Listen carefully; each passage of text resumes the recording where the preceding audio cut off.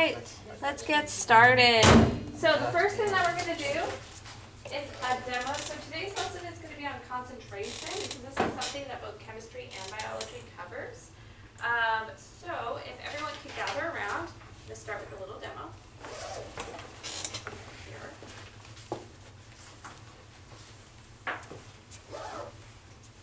All right, so I have some water here.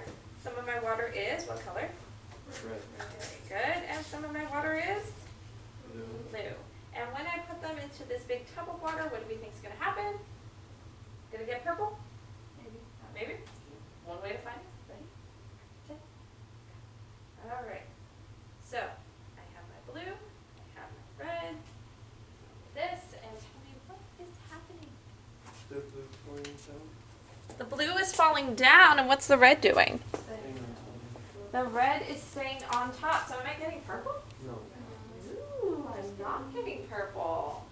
What am I getting? Red and blue. Red and blue. Come over here. Come look at it from the side. See what you see. Look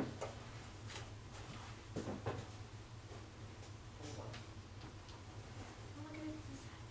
So what's happening? Can you describe this to me? The blue is going down. It's going down. And the red is just staying like on the top layer. The red is staying on the top layer, the blue is going down. So we're kind of getting layers. And what's in the middle? Just water. Just water. Well, there's technically water on the top and the bottom, but describe the water. It's clear water. Clear water. So I have this clear water. So why do we think that's happening? What's going on? What could be explaining this? One was heated and the other one was cool. Okay, so one was heated, the other one was cold. So if that's the case, which one was the cold? Which one would you assume is the cold? The one's going down. The one that's going down, the blue one. Why the blue one? Why the one that's going down? What do we know about cold stuff? It's solid. Okay, it's more solid, so therefore it's going to sink. What about the warm stuff? Okay, more energy, more movement, the particles are moving more, so what are they going to do? So both of them are actually spreading out. So the blue is spreading out and the red is spreading out. Which one's spreading out faster? Which one moves faster? The red. The red. The blue is still going. And where did the red go? To the To the top. So I've got a question for you. If I were to add a drop of green, where do you think it would go? In the middle. The middle? You think so? You ready? There we go.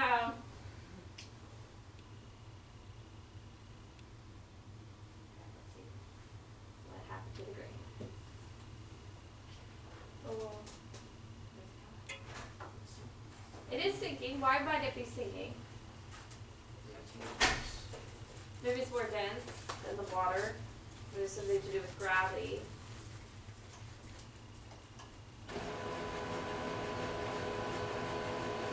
So is it sinking at the same rate as the blue though? No. What's kind of happening to it? It's slowing down and it's kind of Stick together. yeah, almost staying together, almost kind of filling up that middle section right there. So we're getting so that's pretty cool. All right. So everyone can go back to their seats. We'll let this finish up. So this demo is actually a demo showing temperature, but today's lesson is not going to be about temperature. Today's lesson is going to be about concentration. However, I did this demo with temperature because it's fast and it's pretty. And it's very obvious, and concentration, unfortunately, is slow and subtle. So when you pick your engage, do not pick slow and subtle. That's not a good one to pick. You want to pick fast and splashy. So we're going to use this, though, as a segue to talk about concentration. So the first thing I need you to do with your partner, with your group, is tell me, what does that word concentration mean? What do I mean when I say concentration?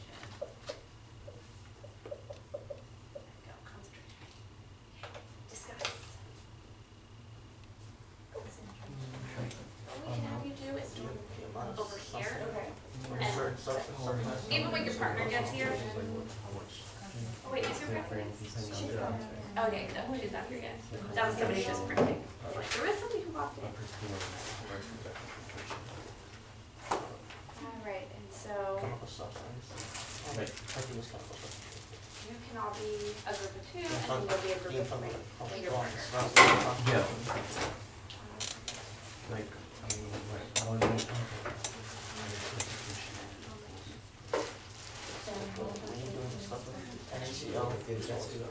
How much the concentration is so young, how much is... So what do you mean by intense? Like, let's say they can strong. Strength. Yeah. So, and we're gonna add something else, a lot of? Yeah, it's like a strong number or something like that. Okay, so strong number, something, let's come over here. But in the meantime, grab out some notes. You will be taking some notes. We're gonna talk about some strategies I wanna see you incorporate in your lesson. So if you haven't grabbed out a notepad or some paper or pencil, you can do that. So what did we discuss here? What did we think concentration was? We thought it was very concentration that there are scenarios in which we talk about concentration and it being like a different word. So like, let's say for perfume, we talk about concentration of perfume, like one word is stronger than the other one. So I'm hearing stronger again. I heard stronger over there. And so that could be in context of perfume, but it doesn't have to be perfume, right? It could be something else. Okay, what about over here? What did we discuss with concentration? What did we say? I was thinking about like the amount of substances. The amount of substances. in a solution. The amount of substances in a solution. Okay, great. So, I heard a lot of terms, ideas about concentration. One thing that I heard a lot was strength. I heard strength a lot.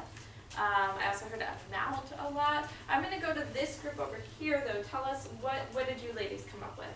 What did you say your definition for concentration was? It's the amount of substances in a solution. The amount of substances in a solution. An amount of substances in a solution. So what do we mean by solution? What's a solution? Is this a solution? No. No, what do we need? A solute and a solvent. Oh, solute and a solvent. I only have one right now, right? What is the only one I have? Solvent. The solvent. I only have the water. So what would be the solute? What do we have in here? The dyes. The dyes. Wait, can you see that? Isn't that cool? Going over there. All right, so the concentration. So we have the amount of, we were talking about substances in a solution. And I'm going to actually give it a more broad definition than that. I'm going to say that it is the parts over a whole. So that's a little bit more broad. So we could be talking about solutes. We could be talking about solutions. We have both chemistry and biology in this room. So that would be appropriate for either class, but this is kind of a more broad definition there. Now, one thing, we're going to be using this room until 12:15. So one thing that I want to mention, so I'm going to take a step out of teaching the lesson every now and then to talk about techniques, is what kind of question was this? What was I asking you to do? I asked you, what is... Concentration. Yeah, what kind of question is that? To define. It's a definition question. So I'm asking you a definition question. So are definition questions hard or easy? They're easy. So, it's kind of a trick question there. It seems like they would be easy because how many right answers are there? Usually just one. I mean, you can work around the words a little bit, but usually there's like one correct answer. And that's actually what makes them hard. Because if you don't know the one definition, You're wrong. you're wrong. And you're not going to really be able to figure it out. Now, sometimes I can add a little bit more, like breaking down parts of speech, this, that, and the other. But if I just say, all right, Nancy, what's concentration? And she doesn't know, there's not much I can do there. So it doesn't matter if she should know. Yes, she should know it's concentration because she's been in my chemistry class for, a month, but she doesn't know. So then she's unhappy because she doesn't know the answer, and I'm unhappy because now I'm stuck with a student who doesn't know the answer. So when I ask a definition question, you might think, oh, that's an easy question, it's a definition question, but notice, how did I ask it? Did I start by asking the definition question, or did I do something else first? You start with a demo. Okay, so I heard both things. I heard demonstration, and I heard discuss it in your groups. So if you are going to ask your students a definition question, which is perfectly fine, you are welcome to do so, there are times where they need definitions, absolutely, then I would never recommend asking the question first. Because if they don't know it, what's going to happen? You're not going to want to participate. They're not going to want to participate. There's not much you can do. So things that you can do is you can give them context. So we can refer back to this thing right here. And we can talk about, okay, so what's the concentration in terms of this thing? What's in here? What's not in here? What's happening? You can also have them discuss in their group, so maybe they don't know the definition, but maybe somebody in their group knows the definition. And so that can help them kind of figure it out. So that way when I call on someone and I say, hey, what's the definition? They're going to be much more successful about answering that. So you're going to see throughout the lesson that as I ask definition terms, I'm going to be asking them usually either in context or after you've had some time for group discussion. Okay. The other thing that you're going to notice is sometimes I'm going to visit all the groups, but do I have to visit all the groups all the time? Why not? It takes time. It takes a lot of time. Now the good news is most of you have a partner, so you can split the room. So you take your groups, they take their groups. But if it's a quick little like, oh, just to check in, do I have to check with every group? No, you do not. You do not have to check with every group because if I don't get to this group this time, when will I get to them? Exactly, there's always next time. So just realize if it's a quick thing, you don't have to visit every group. Now if it's a really important concept and a deep discussion, then maybe you and your partner definitely want to make sure that you hit every group every time. So be on the lookout for that as well. Sometimes I'm going to talk to all of you, and sometimes I'm not, for the sake of time and moving the lesson along, because you'll only have 52 minutes, so you got to use that time wisely. All right, so we have a working definition for concentration, so that's what we're going to be talking about today. Oh, we're going to be using the room today till 12:15. But if you need a computer, you can use the one in the front office. You're welcome. I'm going to close that door. Alrighty, so now what we're going to do is we are going to grab out our clear views. So we finished our Explore, and we're moving, we finished our Engage, we're moving into our Explore. These are called clear views. If you've never worked with one, they are fabulous, because what you can do is you can take handouts, and you can stick them inside, and boom, instant dry erase. You don't have to laminate anything, or print it on special paper, and you can put multiple handouts in there, and then they just have to pull out the one that you ask. And then we have these. Right now you're working in groups, but we have enough that you can have one for every student if you even wanted. So if your lesson leans itself to clear views, by all means, you can check them out. And you'll also need the blue marker. So if everyone could also grab out the blue marker. Now if I was the teacher in a normal classroom, I would just project this. So I would have the same thing, but I don't have a projector. So you get my crude drawing of my two beakers. And I would like you with your blue marker to label. This one is before, which means the next one is after. There we go. So we're going to be looking at a snapshot. This is what I do at the beginning, and then after a few minutes, what's going to happen right here. Kind of like what we did with the demo. So with your before, I would like you to draw the water line. So I would like you to draw the water line about the third from the top. Draw the water line, or sorry, the second from the top. I think you have one less line. You have 4 and I have 6. So let me make mine look like yours.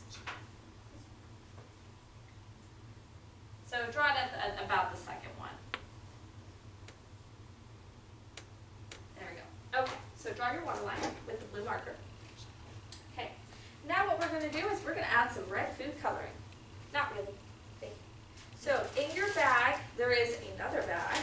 And notice, I have bags in bags. What is the advantage of having bags in bags? To be more organized. So organized. All I have to do is just tell the students, hey, pull out this. And then when they don't need it, where do they put it?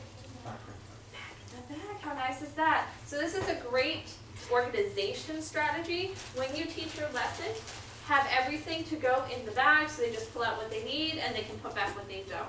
It also can be great when you're the teacher and there's no partner to help you pass out materials, because where could you put the bags? What's that? Where? Like in a big bag. Yeah, you could have them in, like, I had that tote, And you could say, hey, or there could be a place in your room, and you could say, hey, go to the back of the room, everybody grab one of the bags. And then at the end of class, what do? Put it back. You could also do this with, what else? We have bags, but maybe you need bigger, bulkier things. Maybe you're setting up a lab. What else could you use instead of a bag? A box, a bucket, a basket. Look at those. Look at those. So I would highly recommend for organization purposes for your lesson, but also when you become a classroom teacher, have a collection of baskets, buckets, go to the dollar store, just get a couple, and that way everything's in it, and then at the end of the day, everything goes back in it, because remember, your transition time between classes is about 5 minutes, and you want to use those to pee, not to clean up the room. So have your students help you by having everything organized. So in there is another bag, and in that other bag, there are some red dots, and I want you to pull out the 8 red dots. I'm going to pull out the big ones that stick to the board. You're going to pull out the little ones. So, these. All right. Now, you do not need all 8 dots right now. In fact, you only need 1. So, grab 1 dot and put it in the water. So we have just added a drop of red food coloring. So that's in your before. Excellent. Now, your task is to show me with another dot, you can grab a new one, what is it going to look like after a few minutes? Proceed.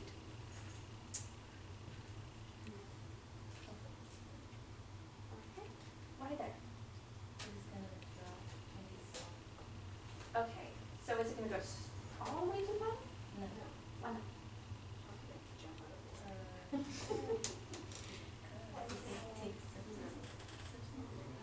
Okay, so maybe there's something about the substance itself that would make it not want to go to the bottom. What do you think?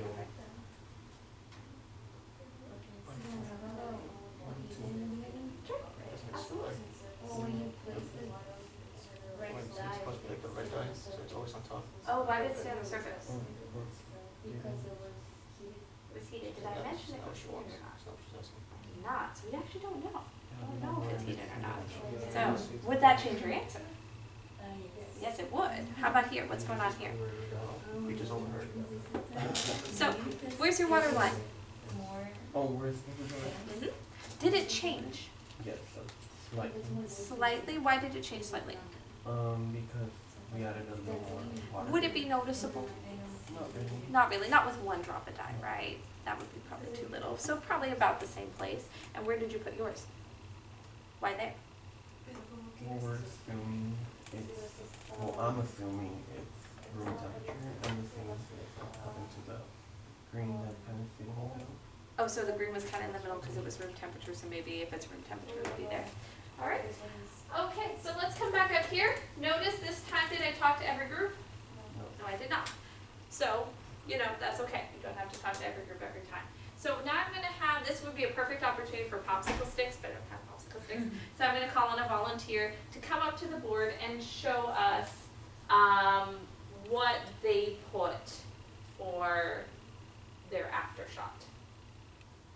So, how about someone from this table? Or I will call. It's okay if you don't know. Is it okay if they don't know? Yeah. Of course it's okay if you don't know, because what are we going to do? Learn. We're going to learn. We're going to fix it. And that's the kind of culture we're trying to build in the classroom. Yeah, if you don't know, whatever. We're going to fix it. So, there are your dots. Can you please show us? Well, my first question is it cold or is it room temperature or is it hot? That is a great question, because did I tell you the answer to that? No. I did not. And will that change the answer? Yes. It will change the answer. So, I purposely did not tell you that. And the reason for that is because, why? Why did I not tell you which one it was? You wanted to see what you were thinking? I wanted to see your thinking, because it varies and because it leads to more discussion. If I just tell you, oh, room temperature, well then that's the end. But if I don't tell you and they're like, well, what if it's hot? What if it's cold? What if it's room temperature? Then it leads to more discussion, more questions, and we can even have those discussions as a class. So I purposely did not tell you, but now I will tell you, because you're up at the board. So the answer is, we're going to treat this as room temperature. So from here on out, the rest of the class, we will be doing everything at room temperature. So if you'd like to change your dot based off that information, you are welcome to.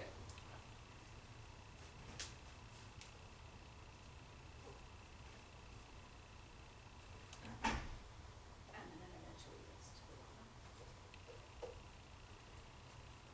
I don't know, I think something like that. Okay, can you explain real fast what's going on here? Okay, so room temperature, it kind of stays at the top for a while and then it slowly starts going down.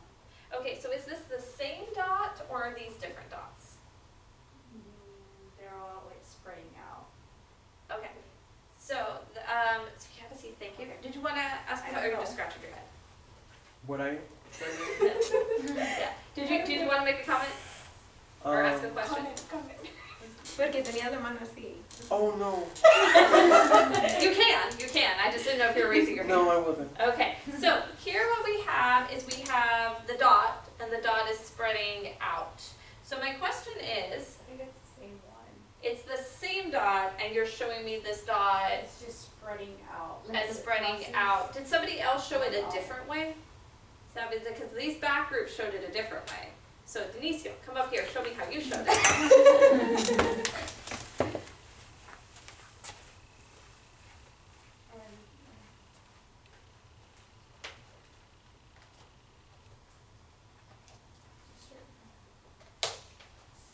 So what did he do different? Just moved it down. He just moved it down. So the question is, which one do I want to see? Do I want to see these dots, like all the dots, or do I want to see just one dot? Just one. I probably want to see just one dot because in my mind, if I see all the dots, what does this mean to me? Multiple drops. There's multiple drops, and could this one drop spread into multiple drops? That would kind of, break the laws of thermodynamics right there. So no breaking the law. So we're going to just stick with one drop. But I want you to notice there, I knew that they had done it that way. Did I ever tell her she was wrong? No. Who corrected it? Just do it. Another student. And honestly, who also corrected it? The whole class. And so what we did is we basically, as a class, were like, well, we could do it this way, we could do it that way. Which one do you think would be better? So what's the benefit of doing that versus saying, nope, that's wrong, do it this way? Other students can try. Other students can try, They can remember their mistakes. and they can fix their own mistakes. You always want to let the students fix their own mistakes, because then, do they remember that they made a mistake, or do they remember that they got the right answer? They remember their mistake. So if I say, oh no, that's wrong, that's all she's going to remember. But if she fixes it and says, no, it probably would be one dot, what does she remember? It's the one dot that she got it right. So she kind of forgets that she got it wrong. She's like, oh no, it would be the one dot, she fixed it, so she gets the right answer. So again, building that culture where people are comfortable making mistakes comes with, it's let the student fix themselves. Because if they fix themselves, they forget that they even made the mistake in the first place. They're like, oh no, it would be this. So we're going to use just one dot to represent it. Not that we couldn't. I mean, you could do that, but for our purposes, we're going to just use the one dot. You'll see why in just a second. And we have it down here. Why would it be down here? Why wouldn't it be up here? Because based on the demonstration you showed us, the hot stayed on top and kind of like the room temperature one stayed in the middle towards the bottom. Middle, kind of bottomish. And then who was at the very bottom? The cold one. Cold. Would it be wrong to put it here? Would it be wrong to put it there? Would it be wrong to put it there? Why not? It's all in the middle, like as long as it's not like ready, I think. Right, so pretty much it's kind of moving around. Yeah. It's not staying stationary, so you could put it in different spots right there. All right, so now what I'm going to have you do, that we've done that one,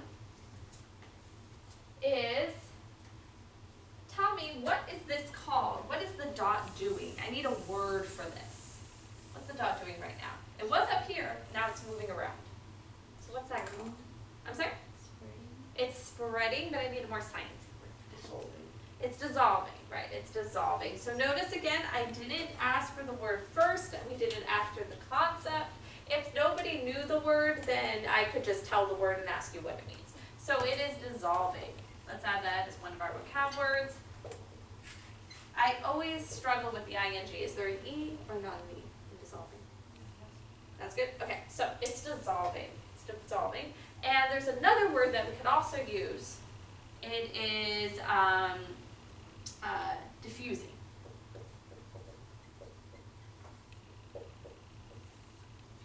Okay.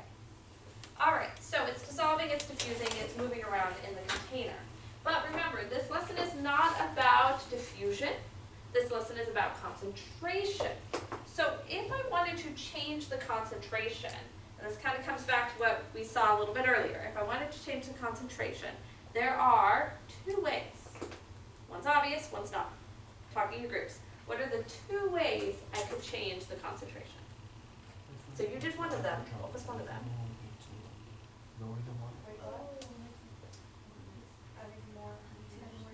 Adding more dots. That's why is adding more water a way to change the concentration?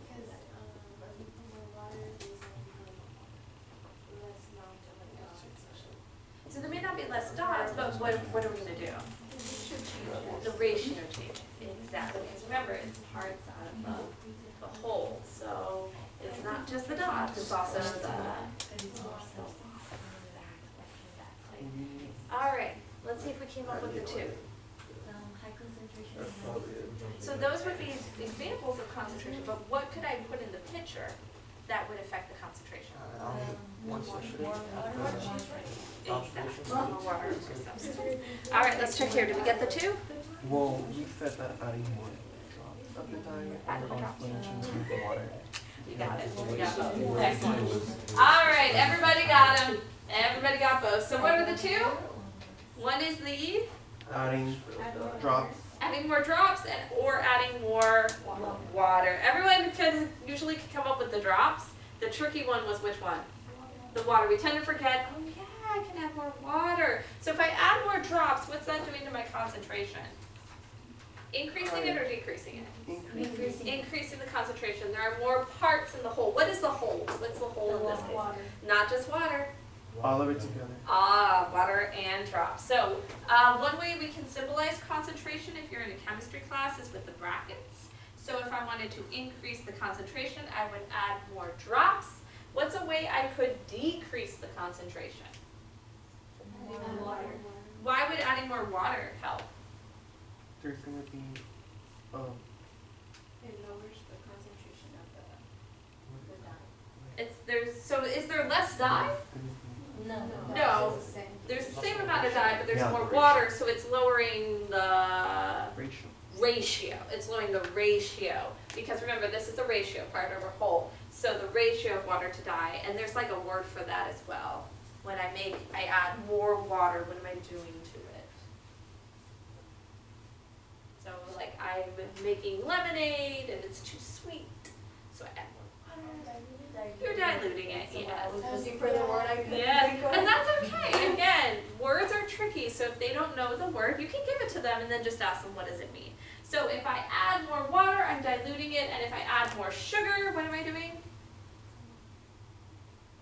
It's not, it's one of the words we already know. What are we doing to the concentration? Increasing the concentration. So what I want you to do right now is we're going to play with the concentration. And I want you to take now 4. And these are going to represent, mine are kind of big.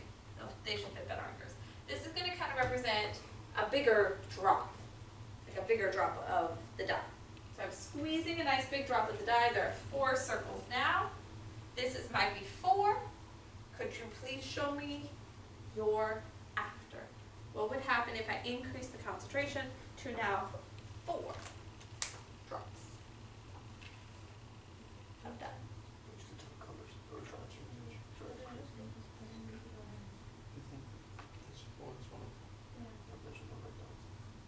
All right, why not? What's going on?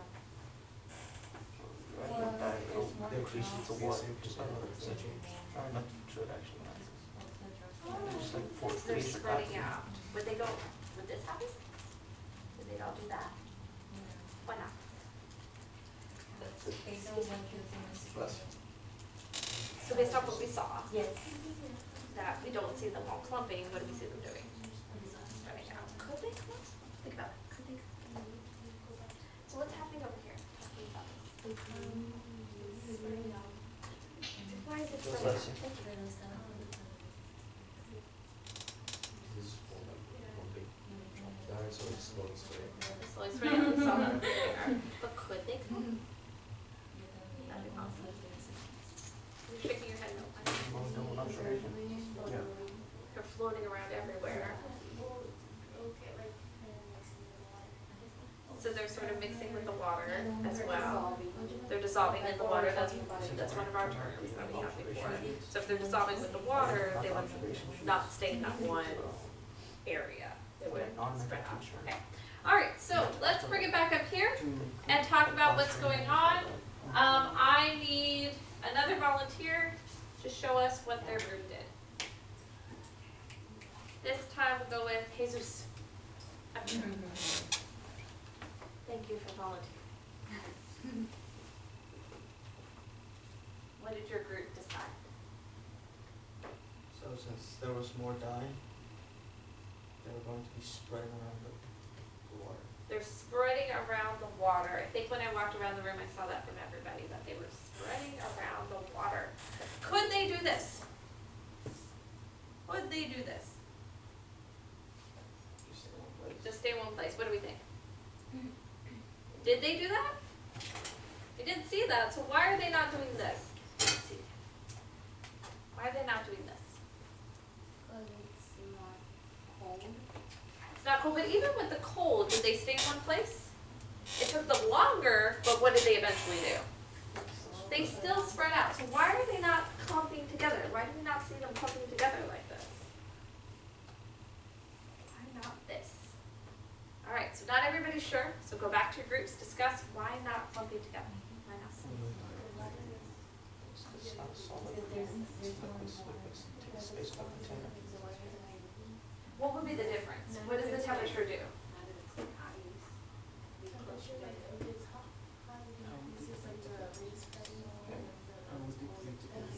Right, so the temperature affects not whether or not it's going to spread, but how fast. Yes, its rate. It affects the rate that it spreads. So it will eventually spread, because I did have a block of ice in It's there, still gonna be a piece of but ice, right? it It's slow affects the source. rate. But All right. Oh, you know what? I forgot to do something very important. Thank you for mentioning that. All right, so I forgot to do the prove it. So what we said is that if I add a drop of red dye, it would spread out, right? Can I prove this? Yes, I can, because all I need is water and dye. So if you can prove it, prove it. Show the students. Don't have them take your word for it. So if I add one drop, we said it would spread out. Is it spreading out? And then if I increase the concentration, what did we say would happen? Spread out even more. And if I'm wrong, what will happen? They will stay together. You ready? Moment of truth. Will they stay together, or will they spread out even if there's still more concentration? What are they doing? They're still spreading out. They are not clumping together. We did not get them to sink back in. That would have been cool, but no, they didn't. So they are still spreading out. So we can prove it. So if you can prove it, prove it. Absolutely do that with the student. So they are not doing this. The question is, why not? Why are they spreading out? Why are they spreading out like that? So that is the question that I want you to talk about in your groups. Why are they spreading out? Okay, so what did we come up with over here? Because of the container. There's liquids. Okay, and why would that matter? Liquids, they take up the shape of their container. You take up the shape of the container. So the dye, is the dye a liquid? Everything spread well. Majority. So the dye actually is a solid that's dissolved in the liquid. It's actually a little powder. So does that change your thinking? So now you gotta come up with something else. So there's actually a lot of water in there, but the dye itself is a little solid. So what did we come up with? We're not sure. We need more information? Okay, we need more information. All right. So I heard from one of the groups that we're not sure. And if we're not sure, that means we need what? More information. We need more information in order to solve this problem of why are they spreading out. One of our hypotheses was temperature. If I just make them cold, they won't spread out. Is that true? They'll eventually will. They eventually will. What does the cold do? Slows it down, but they still spread out. So it can't be temperature. I had another hypothesis that said, well, it's because they're both liquids, and liquids fill their container. But the dye in there is actually a solid. It's a powder, and it's just dissolved in a lot of water. So can it be that they're both liquids? No, it's something else. It's something else. So we're working on down some hypotheses to try to figure this out. So we were thinking that there's space for it to, for like Ooh, space. Let's talk about that a little bit. Here, how much space is there? Not much. Here, how much space is there? More. So do they like it when there's not a lot of space or when there's more space? When there's more space. And that is a very important concept that you just mentioned right there. And that is particles tend to move from, we're going to fill in the arrows here. They tend to move from here. What can you say about the concentration? Is it high or low? Low. Okay, so there's, high. why is it high? Because they're all together. They're all together. What can we say about the concentration here? It's lower because they are spread out. So particles tend to move from high to low concentration. We don't know why yet, but we know that they do. And that's an important concept that's going to be kind of guiding this right here. All right, so we need more information. We're not quite there yet. So the next thing I'm going to have us look at is what if I were to add a drop of blue dye? If I were to add a drop of blue dye, predictions, what do you think would happen? Change the color to purple. You think? Yes? We're feeling good about this? Are you ready? Can we prove it? Yes. We can prove it because I have blue dye. And I add a drop of blue dye, and what color is it turning? It's almost dark.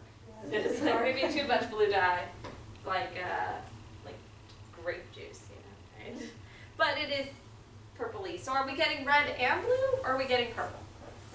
We're getting purple. So now what I want you to do on your clear views is I want you to take out the blue dots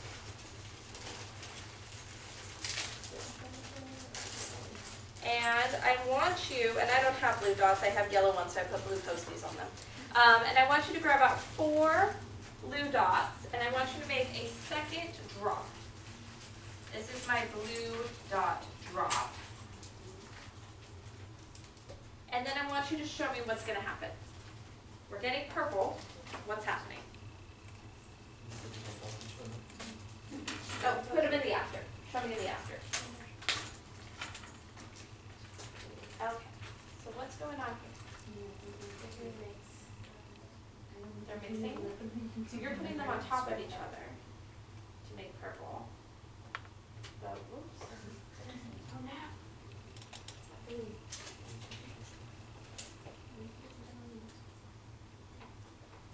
Alright.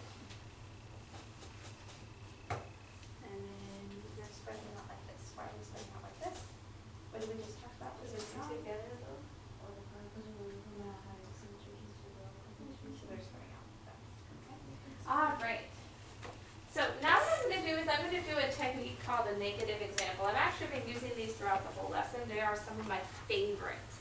So I love negative examples. I want you to see after I'm done if you can spot what do I mean by negative example. Okay?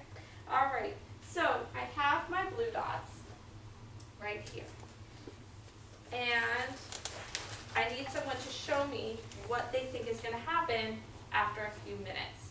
We're going to go with 3.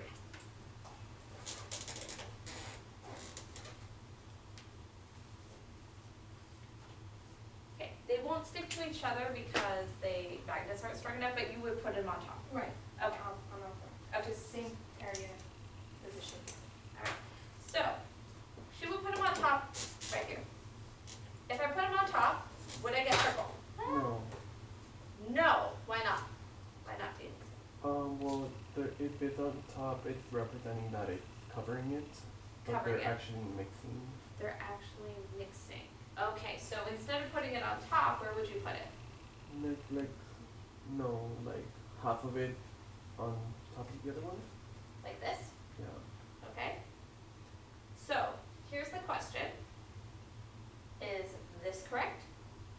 Is this correct? Or is that correct?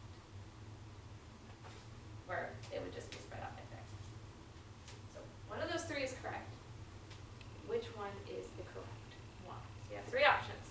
Are they on top of each other? Are they like partially? Or are they spread out next to each other? Which one is the correct one? Why do you say spread? Because it eventually they're together. So what do you mean by mixing together? Getting the purple. In purple color. So I don't see red and blue separate. Why do I see purple?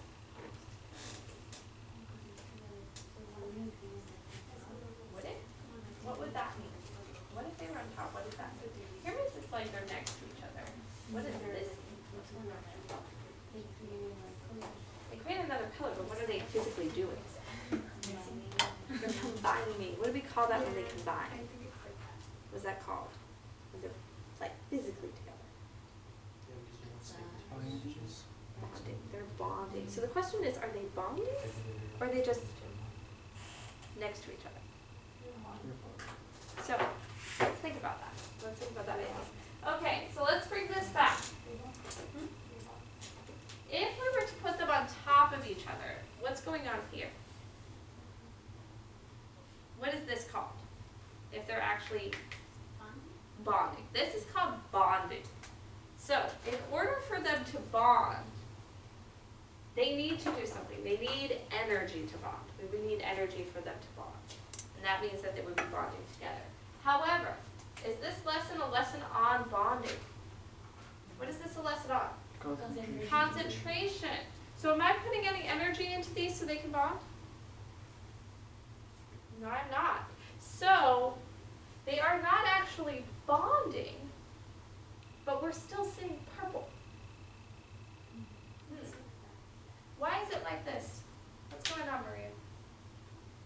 What are we? I don't know what's going on, but I think, I think back to like the little pixels on the TV. You're very close. The little pixels. Like, it makes you, like, if you look very close, it's just a bunch of little colors, but individual. But if you look far away, like, it makes up different colors. Because what we're missing is these little dots are little dots. They're not this size. How big are they? Teeny tiny, microscopic. So if I were to look at it with a microscope, it would look like this. But if I were to zoom out, like you're saying, how does it look? Purple, because my eye can't do what? Distinguish. It can't pinpoint every single drop of dye. So it looks like it's purple, but in reality, what is it actually? It's just red and blue really close together. And so our eyes just see the purple. So this is actually what's going on here. So let's talk about that negative example right there. I knew that this was wrong. I knew this was the wrong answer. But did I tell you that was the wrong answer? No, what did I do? Okay, just 3 options. I gave you some options, or I even presented it as being a valuable option, like this could be the right answer.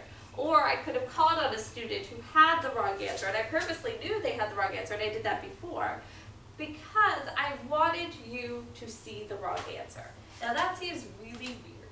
Why on earth would I want you to see or discuss the wrong answer? Why not just give you the right answer? Why not just call on the student who got it right? Why would I purposely call on a student who has the wrong answer or give you the wrong answer if I didn't have a student to give me that? Why would I do that? What's the benefit of that? To see what is the wrong answer. To see what is the wrong answer and then to do what with it? To correct it. To correct it. To address the misconception. To fix it. If you give them the right answer, That's all they know. that's it. But if you give them the wrong answer, what starts to happen? They start to make a change. They have to talk about why it's wrong. There's very little you can do with the right answer. There's a lot you can do with the wrong answer.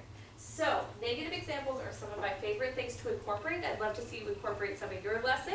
If your students are stuck, give them the wrong answer, and then have them justify why it is incorrect. And that can be a great way to get them unstuck